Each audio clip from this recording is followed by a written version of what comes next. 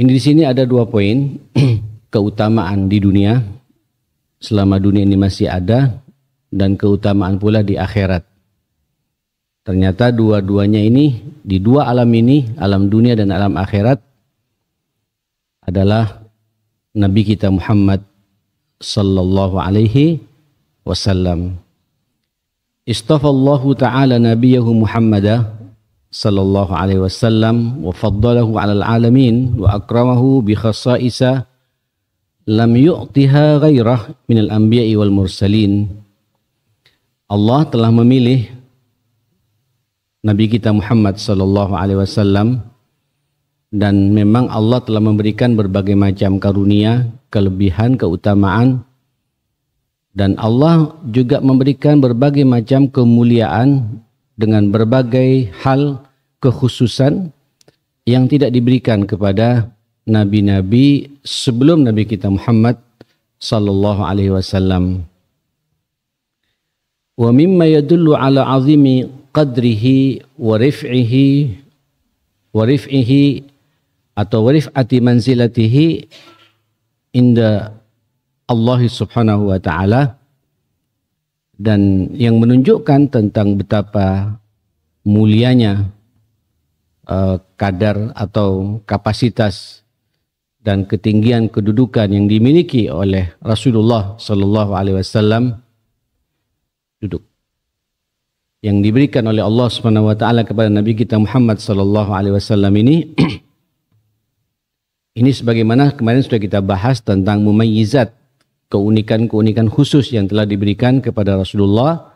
Ada 2 hal kemarin, risalahnya itu mendunia dan bersifat umum, ya, yang tidak hanya diutus kepada satu kelompok, satu kaum, satu umat, tapi risalah Muhammad ini mendunia karena semua umat manusia apapun ras dan sukunya, waktu, tempat dan situasinya, Islam ini sangat aplikatif, sangat cocok dan diterima oleh siapapun bentuk manusia yang ada di alam semesta ini. Jemaah sekalian yang dimuliakan Allah Subhanahu wa taala, paling tidak kalau kita lihat dalam kitab ini ada 14 item ya tentang keutamaan nabi yang tidak diberikan kepada nabi-nabi selain Nabi kita Muhammad sallallahu alaihi wasallam.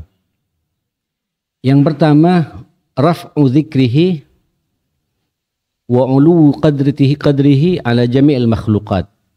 Memang Nabi diangkat penyebutannya itu.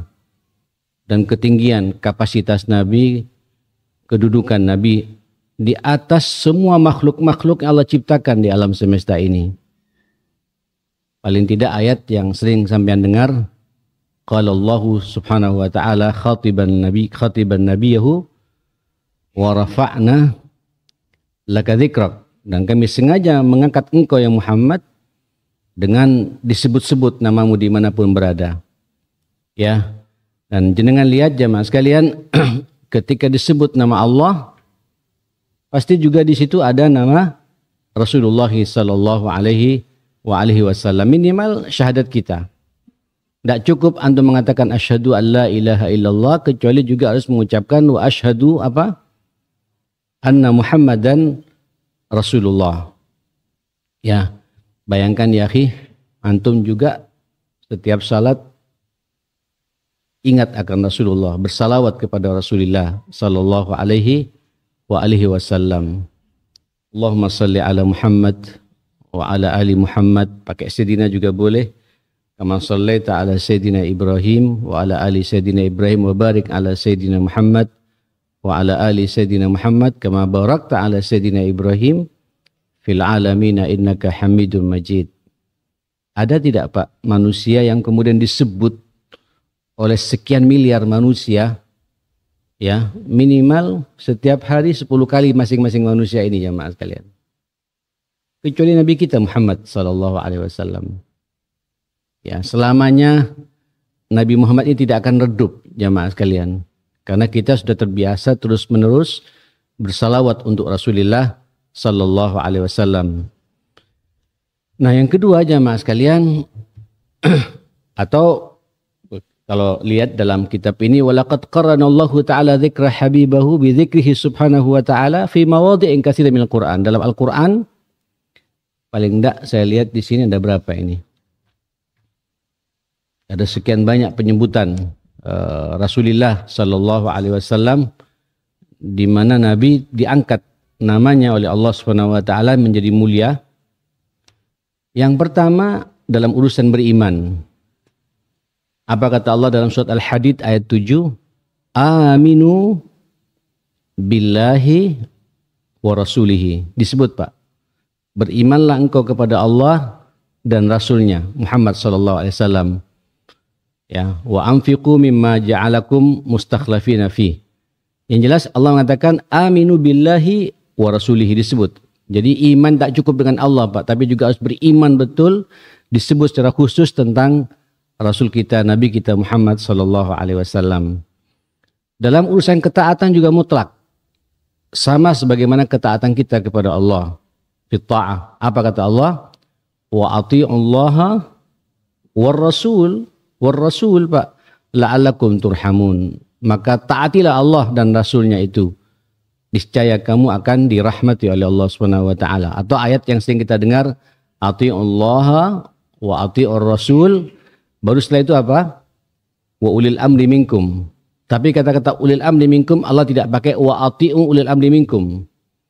Jadi taat kita kepada Allah dan Rasul Pak, ini tidak bisa dipisahkan. Ya.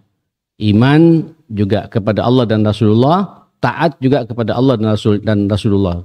Dan sebenarnya mustahil sampean kita semua akan bisa taat kepada Allah secara totalitas kalau kita tidak mengimani apa yang dibawa oleh Rasulullah sallallahu alaihi wasallam. Karena terlalu banyak Pak ayat-ayat dalam Al-Qur'an yang sifatnya umum. Kemudian dikhususkan sama Nabi sallallahu alaihi wasallam.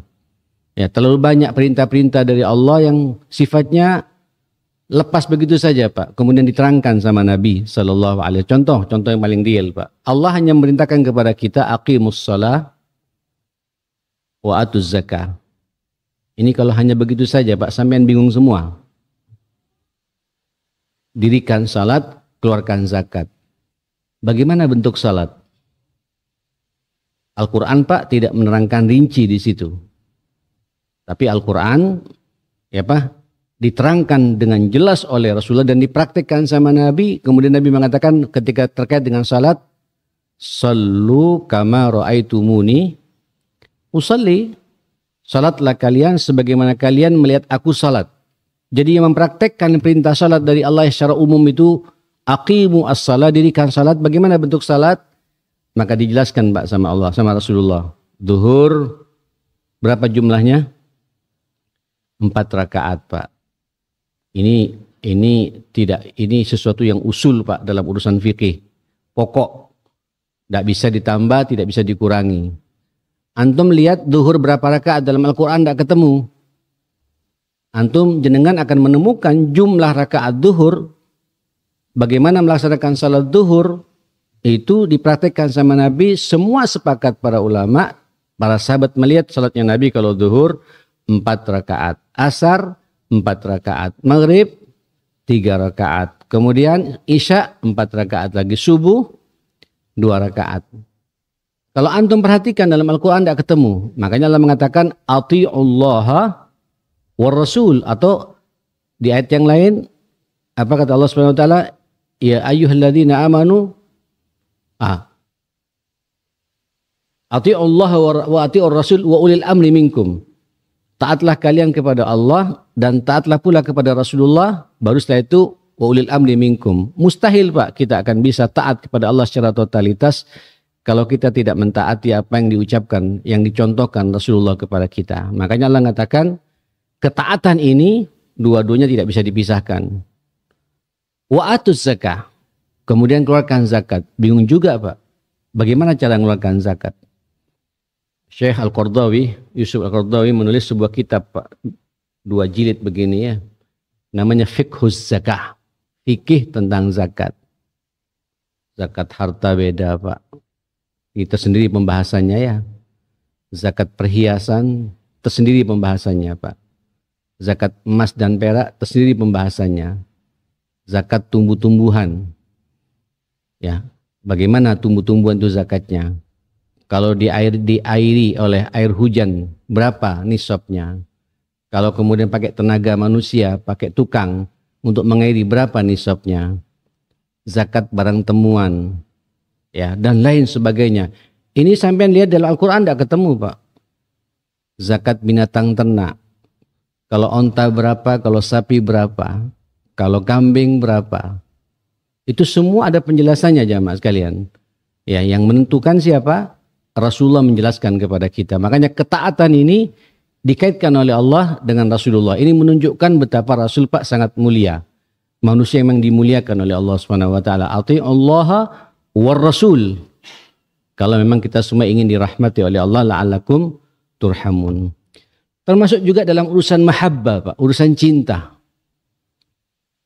Ini juga dikaitkan dengan Rasulullah juga jemaah sekalian. Jadi nanti bisa lihat dalam surat At-Taubah ayat 24. Dalam urusan mahabbah, urusan cinta. Qul a'udzubillahi minasyaitonirrajim. Katakan ya Muhammad, in kana aba'ukum, sekiranya orang tuamu itu, abah-abahmu, abah di sini Pak bisa ayah, bisa ibu. Wa abna'ukum, anak-anakmu, bisa anak kita yang laki-laki atau yang perempuan. Wa ikhwanukum, saudara-saudaramu. Wa azwajukum, pasangan hidupmu, suami atau istrimu, ya. Wa ashiratukum, keluarga besarmu. Wa amwalun iktaraftumuha, harta yang kau simpan-simpan, kau tumpuk-tumpuk itu. Wa tijaratun takhshawna kasadaha, begitu pula perniagaan bisnis yang kau khawatirkan akan kebangkrutannya. Bisnis ditekuni betul Pak. Cinta kita pada semua itu jemaah sekalian. Terus apa kata Allah? Wa masakin tardawnaha, begitu pula tempat tinggal kita. Rumah tempat kita tinggal Pak, yang dimana kita sampean enak tinggal di situ, nyaman tinggal di situ. Apa kata Allah? Ahabba ilaikum, lebih engkau cintai dari siapa? Dengarkan jamaah sekalian, minallahi wa rasulihi, dari Allah dan Rasulnya. Ini kadang-kadang ya akhi, ada benturan cinta Pak nanti di sini jamaah sekalian. Antara kita cinta pada aba, abna, ikhwah, azwaj, ashirah, apalagi ada 8 jamaah sekalian. Amwal, kemudian tijarah, dan al-maskan, tempat tinggal kita ini. Lebih kita cintai 8 golongan, lebih kita cintai Pak daripada Allah. Disebut juga sama Allah dan Rasulnya. Ada kata-kata dan Rasulnya di situ jemaah sekalian. Karena nanti ada benturan-benturan cinta Pak di lapangan. Ya contoh yang paling jelas lah sekarang ini ya. Tadi kita adzan maghrib Pak ya. Adzan maghrib, alhamdulillah kalau kita berpuasa kita takjil dulu, kita mukadimah alhamdulillah. Tapi ada orang juga Pak sudah nggak puasa juga, dengar suara azan, asik bermain apa? Bermain apa namanya Pak? Bermain WhatsApp ya, bermain game, buka laptopnya, melanjutkan pekerjaan kantornya, dengar suara azan Pak. Berarti kita sedang lebih mencintai apa yang kita lakukan ini. Ingat kata Allah, ahabbu. Ya, ahab ilallah ilaikum minallahi wa rasulihi, ahabba ilaikum minallahi wa rasulihi wa jihadin fisabilihi, termasuk juga perjuangan untuk mengawal 2 perintah ini dari Allah dan Rasulnya. Kata Allah, fatarabbasu, tunggu tanggal mainnya. Hati-hati loh. Hatta ya'tiyallahu bi amri, nanti Allah akan mendatangkan satu perkara khusus. Satu urusan Allah akan menimpa kepada kita Pak. Ada mengatakan min amrihi, dari teguran Allah yang sangat keras buat kita itu. Saudara, wallahu la yahdil qaumal fasiqin. Allah tidak akan memberikan hidayah, petunjuk kepada orang yang berbuat fasik. Artinya apa jemaah sekalian? Di saat kita menjadikan Rasul Allah dan Rasulnya di nomor 2kan dalam urusan cinta daripada 8 golongan ini, hati-hati jemaah sekalian, kita dianggap oleh Allah kaum yang fasik, kaum yang melampaui batas, yang melanggar agama jemaah sekalian. Ya, ini hati-hati. Ini sebenarnya kalau saya buka Pak, kemana-mana pembahasannya ya. Tapi tidak apa-apa biar kita semakin detail ya. Yang pertama aba. Satu sisi kita semua diperintahkan untuk menghormati, mencintai kedua orang tua kita. Kan begitu Pak? Wa qadha rabbuka alla ta'budu illa iyyahu wa bil walidaini ihsana. Kita suruh berbuat ihsan Pak pada orang tua, suruh berbuat baik gitu. Tapi nanti ya akan ada benturan cinta Pak, antara cinta Allah dengan cinta orang tua. Mudah-mudahan kita tidak kena fitnah begitu ya. Ada yang hal seperti itu Pak. Masih ingat kisah Jurej? Ya, Jurej ketika salat ibunya memanggil Pak. Ibunya memanggil. Walaupun nanti endingnya Pak tetap dijaga oleh Allah Subhanahu wa taala, tapi fitnah itu terjadi. Ya. Apa kata ketika salat ibunya manggil, "Ya Jurej," gitu. Langsung berbicara Jurej dalam hatinya, Pak, "Ya Allah, ini aku ummi. Ibuku sudah memanggilku, tapi aku lebih mencintai Engkau ya Allah." Dan melanjutkan salatnya Pak. Setelah selesai salat, dia pergi menemui orang tuanya. "Ada apa Ibu?" Tidak tersinggung ibunya Pak. Ibunya tersinggung ya Mas sekalian. Lihat di kitab Riyadhus Shalihin itu ada jamaah sekalian. Tidak mau menjawab, tidak mau merespon Jurej gitu. Sudah besoknya berjalan waktu, Jurej salat lagi, ada panggilan lagi dari ibunya Pak. Jurej dalam kondisi salat. Salat ini kan haknya Allah Pak ya. Haknya Allah Subhanahu wa taala jamaah sekalian, dan kewajiban kita Pak. Jadi kalau ada orang panggilan salat, orang tua memanggil kita Pak, sampai harus berbicara dengan baik-baik pada orang tua. Kecuali kalau mengancam nyawanya ya, beda Pak. Tapi kalau hanya manggil orang tuanya, "Tolong belikan ini aku bakso, tolong belikan aku rujak, tolong aku belikan nasi kebuli, tolong belikan." Ada panggilan azan, sampai harus ngomong apa adanya. "Ma, Ibu, Abah, Ayah, izinkan saya untuk merespon Allah dulu. Nanti setelah ini kita ke sana," gitu.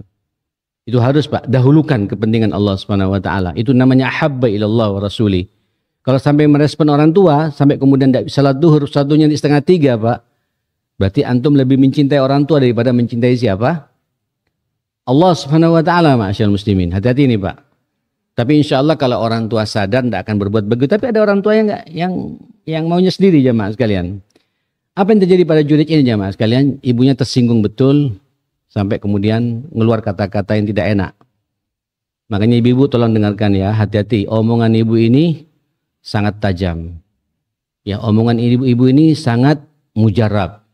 Ya Allah, coba lihat Pak. Padahal Jurej sedang salat. Tapi dia tidak tahu kalau dia sedang salat. Jangan matikan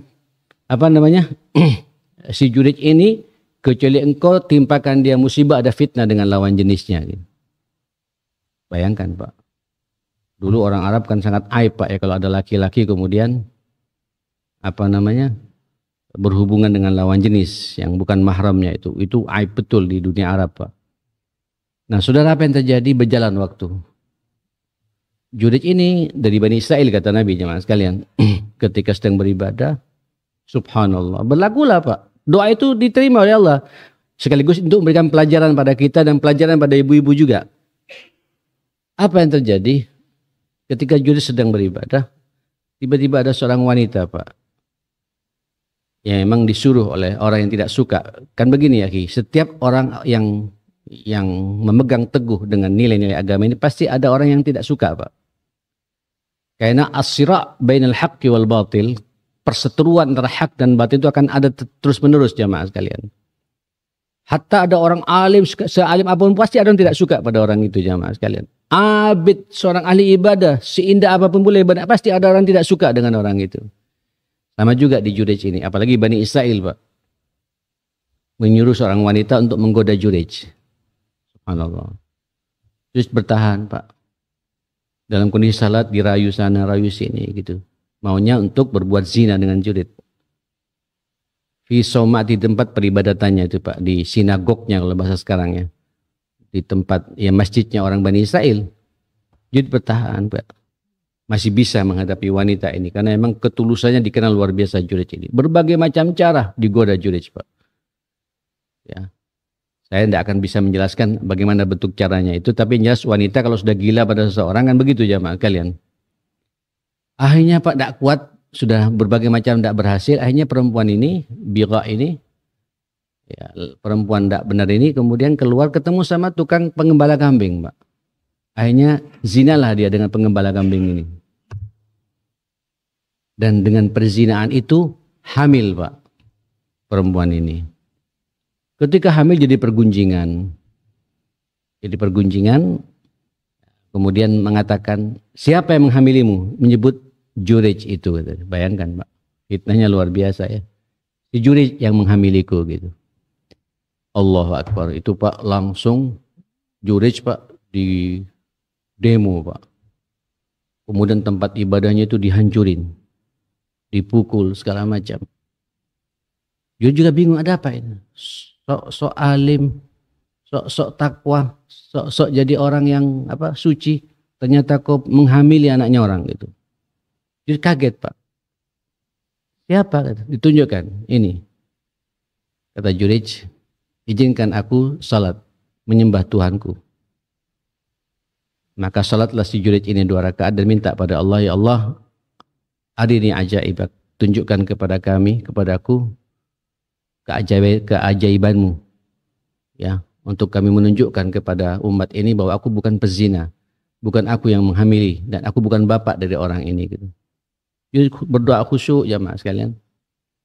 Kemudian begitu selesai, Jurej ini kemudian keluar mengatakan mana bayinya gitu. Maka ditunjukkan ini bayinya gitu. Dipegang sama bayi ini Pak. Ini dikelilingi oleh orang banyak Pak gitu. Sama perempuannya ini yang ibunya yang baru melahirkan ini. Kata Jurej, wahai bayi, wahai anak, ayo berbicaralah kau. Siapa orang tuamu? Siapa ayahmu gitu.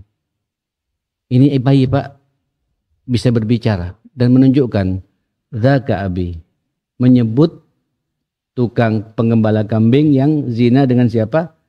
Dengan perempuan ini, dengan ibunya ini abiku, kata dia.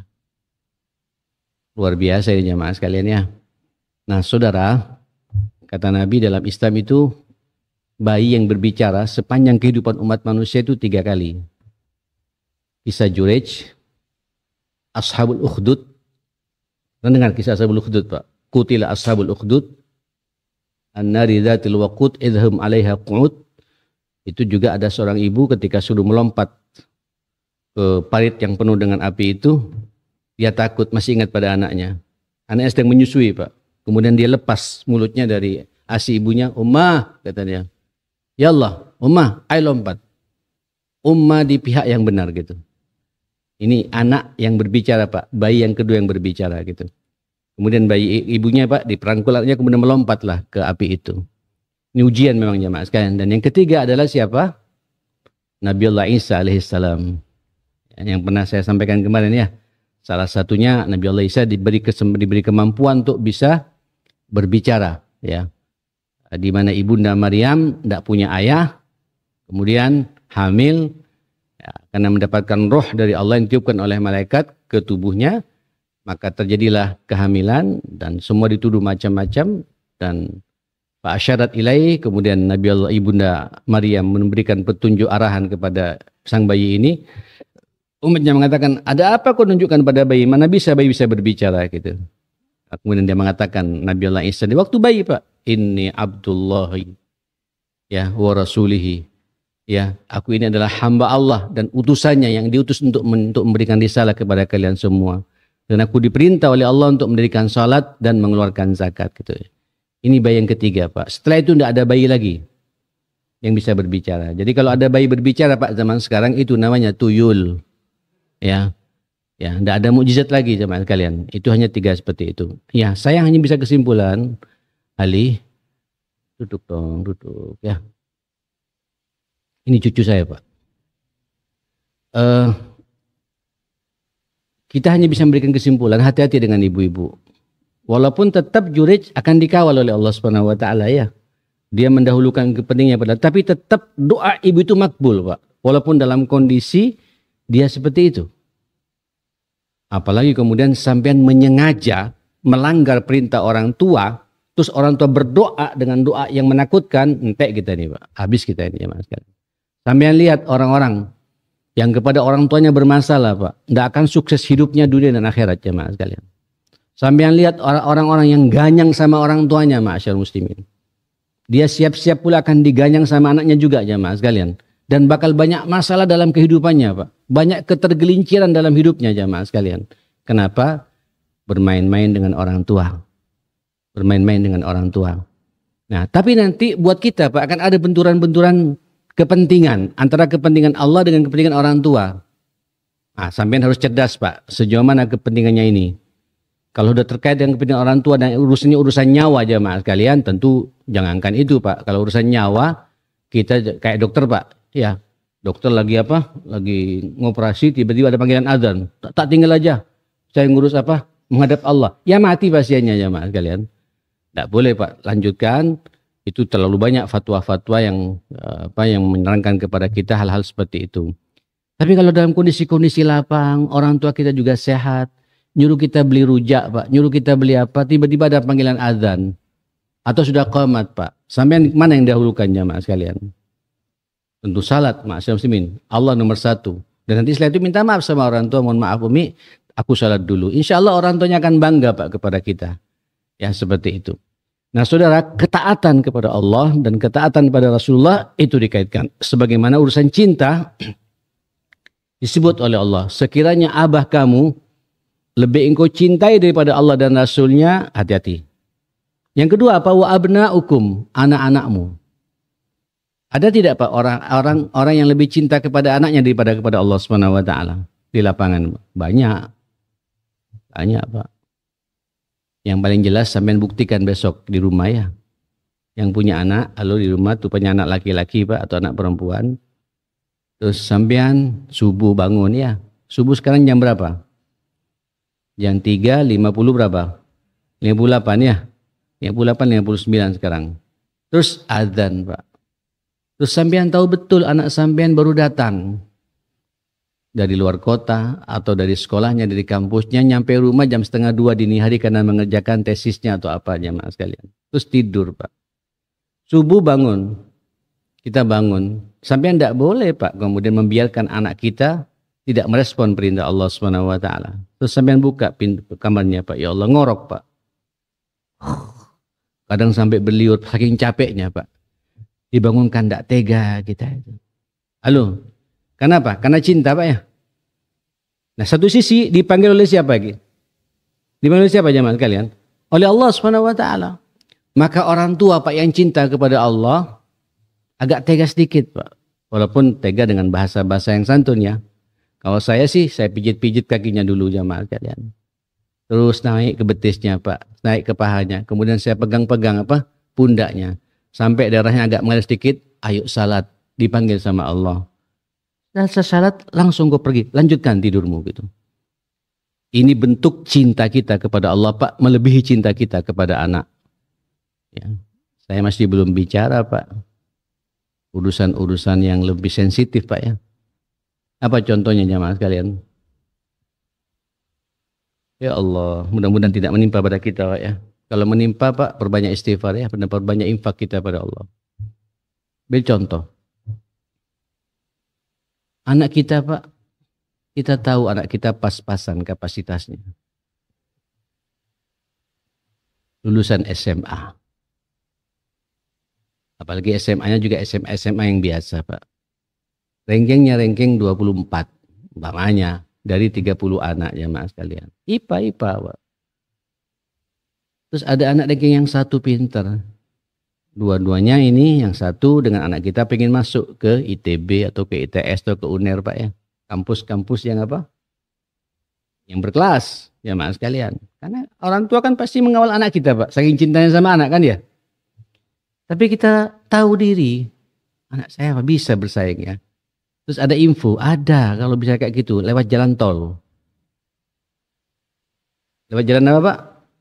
Tol. Mulus memang Pak. Tapi butuh biaya. Iya Pak ya. Butuh biaya jemaah sekalian.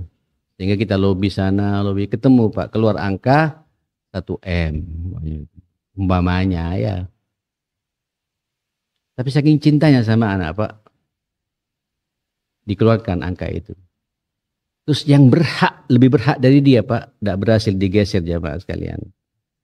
Berarti kita ngambil haknya siapa? Ngambil haknya siapa?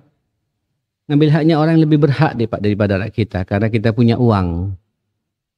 Saking cintanya sama anak Pak, mengalahkan perintah Allah kepada kita ma'asyiral muslimin untuk hati-hati di bab seperti itu. Ini sering terjadi loh Pak, hal-hal seperti ini.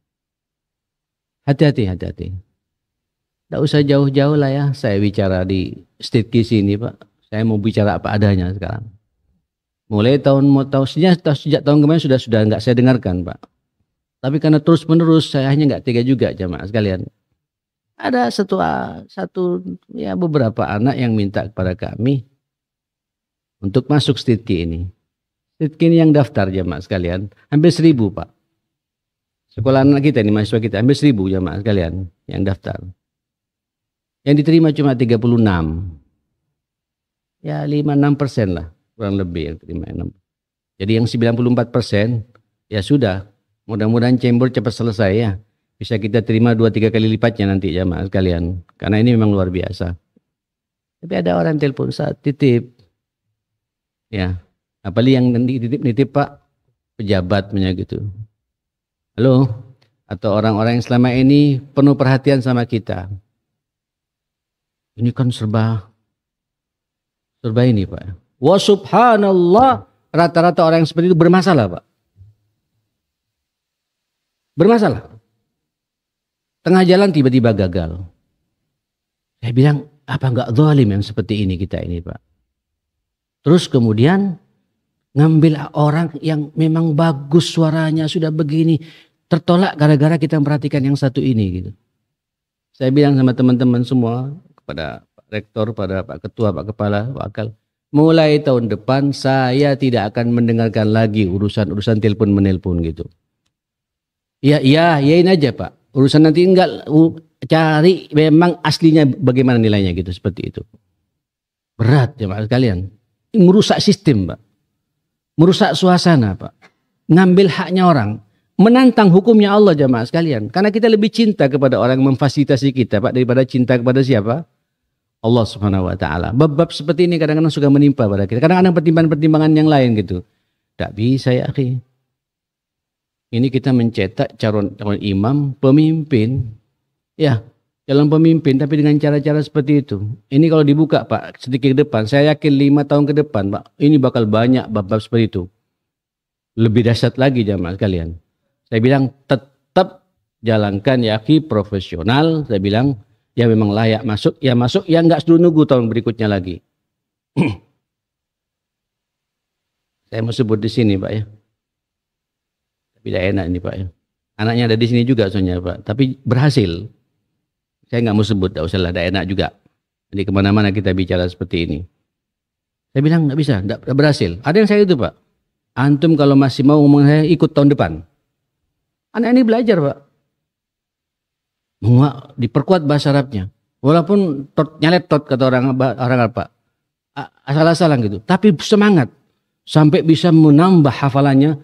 Masuk, berhasil. Tuntas 4 tahun selesai di sini jemaah sekalian gitu. Tapi dipaksa-paksa ngambil haknya orang jemaah sekalian. Hati-hati ya. Bab-bab seperti suka-suka terjadi dalam kehidupan kita. Nah saudara, abna. Saking cintanya sama anak, segala cara ditempuh. Ayolah Pak, kita harus tahu diri lah. Bagaimana kapasitas anak kita. Berlomba iyalah. Kalau ada peluang kita cari. Nitip sama orang ditip. Tapi kalau urusan pakai duit segala macam, menghalalkan segala cara, titip. Kalau memang layak, terimalah anak saya. Tidak layak, jangan terima anak saya. Harusnya begitu jamaah sekalian. Seperti itu. Nah saudara wa ikhwanukum. Saudara Pak. Ada orang kadang-kadang cintanya sama saudara berlebihan. Opo jari kakak, opo jari adik, sami'na wa ata'na. Enggak boleh juga Pak. Kalau salah katakan salah, kalau benar katakan benar. Wa azwajukum, ini yang paling berat Pak, istri atau suami. Kadang-kadang banyak permintaan suami Pak melanggar agama gitu. Ya. Saking cintanya sama istri semua dituruti Pak, sampai akhirnya kita korupsi. Banyak ini Pak. Banyak kejadian-kejadian seperti ini banyak Pak. Sambo kan begitu juga Pak awalnya itu. Ya. Tapi ya akhirnya apa ujung-ujungnya ya Coba lihat apa yang terjadi jemaah sekalian. Ya, kita punya Allah, Pak. Istri minta sesuatu sambil berpikir, ketika saya kasih diridhoi tidak ya oleh Allah Subhanahu wa taala. Itu namanya Pak kita lebih cinta kepada siapa? Pada Allah Subhanahu wa taala gitu. Wa ashiratukum, keluarga besar kita semuanya Pak, hati-hati. Ya. Kadang-kadang banyak keluarga besar sepakat Pak pada sesuatu yang tidak diinginkan oleh Allah Subhanahu wa taala. Nyerempet-nyerempet sesuatu yang berbau syubhat dan haram. Lah, ini akidah, ini syariat, ini hukum, ini fikih, ini agama. Saya mau begini. Biar sekaligus Pak mewarnai keluarga yang seperti itu jamaah sekalian. Ya. Termasuk juga wa amwalun iktaraftumuha, harta yang kalian tumpuk-tumpuk. Kadang-kadang kita lebih mencintai harta kita Pak daripada Allah Subhanahu wa taala. Hati-hati yang tidak mengeluarkan zakat ya. Hati Pak. Kajian saya subuh Jumat itu saya telah memberikan gambaran tentang suar al-aklul haram, gambaran makan sesuatu yang haram. Itu ada 11 item ya. Ada 11 item bentuk-bentuknya. Riba, sogok menyogok, ya, merampas hartanya orang, mencuri, makan hartanya anak yatim. Apalagi jemaah sekalian. Termasuk terakhir pembahasannya Pak, kerja nggak profesional, asal-asalan, tapi terima gaji buta. Datang kantor jam 10, kadang jam 11, pulangnya jam 2. Enak gitu. Kadang nitip absen jemaah sekalian gitu. Hati-hati Pak, ini adalah bentuk-bentuk sesuatu yang haram semuanya gitu. Saking cintanya sama harta begitu. Ya, paling enggak nanti ukurannya Jumat ya, sampai bisa lihat Pak, apakah sampai cinta Allah atau cinta pekerjaan. Sampai Allah menegur kepada kita semua, ya ayyuhalladzina amanu idza nudiya lis-salati apa? Min yaumil jumu'ah. Apa kata Allah? Fas'au ila dzikrillah. Ayo suruh cepat-cepat Pak, tutup kantormu itu, matikan komputermu itu. Ya, lipat laptopmu itu, taruh HP-mu itu. Segera sambut pesuruhan Allah Subhanahu wa taala. Dzalikum khairul lakum. Karena yang demikian yang baik buat kamu gitu. Tapi banyak di antara kita Pak, ya Allah, saya jadi teringat dulu ujian Pak ya. Subhanallah ya. Saya dulu Pak SMP SMA, saya bantu paman sepupu saya jaga toko. Ya, dan darinya saya dapat upah Pak. Saya SMP SMA Pak sudah tidak pakai orang tua, saya kerja sendiri. Saya dapat, karena saya anak yatim jamaah sekalian. Itu kalau Jumatan Pak, subhanallah. Orang pada datang semua Pak. Untung dia punya prinsip, tutup. Sementara akhirnya dilayani Pak, pernah sekali dilayani, adzan Pak. Ya datang ke masjid, nututi Jumat, salat Jumat Pak, tapi khutbahnya separuh jamaah sekalian. Dapat apa kita ini jamaah sekalian? Ini ujian buat kita. Terlalu cinta sama harta sampai kadang-kadang melupakan. Ada orang juga Pak kerja duhur, suara adzan nggak ada, tetap Pak kerja. Akhirnya duhurnya Pak 2:30. Nanti lanjut lagi asar Pak. 1 jam berikutnya asar Pak. Nabi asarnya menjelang maghrib jamaah sekalian. Karena sampai rumah Pak dilanjutkan lagi Pak ngitung-ngitungan jamaah kan. Sampai bisa tidur jam 10 Pak. Ya Allah. Subuhnya terlambat lagi. Ini orang yang menghamba dengan harta namanya jamaah sekalian. Ya, apa? Wa amwalun iktaraftumuha wa tijaratun takhshun, perniagaan yang kau khawatirkan akan kebangkrutannya. Sampai ngutang sana, ngutang sini, berbohong sana, berbohong sini. Larangan-larangan Allah semua dijalani, na'udzubillah. Ya. Hati-hati, biasanya orang kalau kejepit Pak suka-suka berbohong ya. Dalam urusan bisnis ini. Termasuk juga wa masakinu tardaunaha, tempat tinggal di mana kita bisa hidup nyaman di situ. Memang rumah ini enak Pak ya. Ya. Saya ini diundang orang kemana-mana Pak, tidur di hotel bintang 5, bintang 4. Rata-rata gitu Pak ya. Ya enggak seenak tinggal di mana? Enggak di rumah, beda ya makin. Tapi karena keasikan di rumah Pak. Lagi kamarnya pakai AC Pak ya. Macam saya ini kan repot Pak ya. Terus suara adzan langsung ke telinga saya, dekat di depan rumah saja Pak. Bangun. Tapi subhanallah, alarm juga bunyi Pak. Kadang dimatikan Pak. Nambah lagi lah 5 menit gitu. Hanya nambah 25 menit ya Mas sekalian gitu. Sampai suara azan tidak kedengaran Pak. Ini berarti kita lebih mencintai diri kita sendiri, syahwat kita sendiri ya. Asik di rumah menikmati Apalagi rumah yang tidak welcome sama tamu juga. Musibah ini Pak. Ada rumah bisa dibangun sedemikian rupa tapi tidak care sama orang, tidak sama tamu Pak. Padahal rumah yang banyak tamunya Pak, berkah datang. Malaikat mendoakan sampean Pak. Tamu itu ketika silaturahim Pak, itu didampingi oleh malaikat Allah SWT dan sampai yang kecipratan doanya malaikat. Tapi ada orang tidak welcome sama tamu. Tamu lagi. Ini urusan kopi lagi ini. Urusan apa? Pisang goreng lagi, ini goreng-goreng. Senyum Pak. Tidak ada kasih air putih. Anget-anget dikit juga tidak apa-apa. Kadang banyak tamu Pak tidak melihat itunya Pak. Melihat bagaimana kita welcome. Kadang-kadang ada sesuatu yang disampaikan pada kita jemaah sekalian. Ya, apalagi yang sampean punya Pak, keluarkan. Kalau saya keluarkan apa adanya. Harus tunjukkan kebingungan kita untuk menghormati tamu itu jemaah sekalian. Allah tersenyum Pak. Dan itu bagian dari iman kita kepada Allah. Man kana yu'minu billahi wal yawmil akhir falyukrim dhaifah. Barang siapa beriman kepada Allah dan punya orientasi akhirat, ingin masuk surganya Allah, maka muliakan tamunya, kata Nabi SAW. Muliakan tamumu, falyukrim dhaifah. Hendaknya dia memuliakan tamunya. Gitu. Orang yang memuliakan tamu, bukti orang itu punya iman, dan bukti orang itu ingin masuk surganya Allah SWT. Tapi kalau tidak welcome sama tamu, nah ini Pak, karena tidak ingin dikotori rumahnya, apalagi hujan-hujan Pak ya. Pas masuk, aduh ngepel lagi ini gitu. Ya, badannya basah, mau numpang mandi orang ini. Wah macam-macam. Welcome Pak. Jangan sampai rumah jadi fitnah buat kita. Ikuti aturan Allah SWT jamaah sekalian. Ini bab mahabbah. Udah habis ya? Oh, kok diam sampean Pak? Wis cukup ya. Insyaallah kita sambung lagi pekan yang akan datang.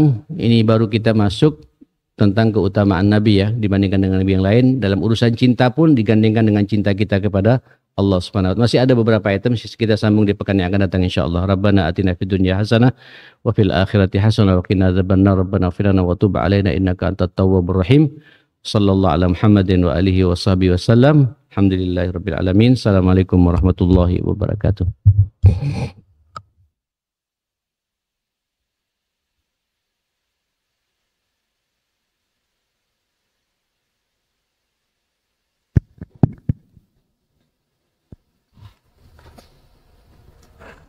Allahu